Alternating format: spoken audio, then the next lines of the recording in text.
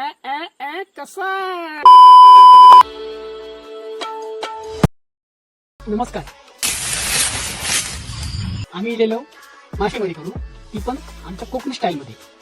आणि आम्ही खय इलो, काय कोण कोण इलो, खय मासे मारलो हे तुमका सगळं दाखवतोय शेवटपर्यंत. तो तुमका आता मारलेले मासे दाखवतोय. बघा, हे बघा, हे काय म्हणतात, वाऱ्याची पात आमच्याकडे.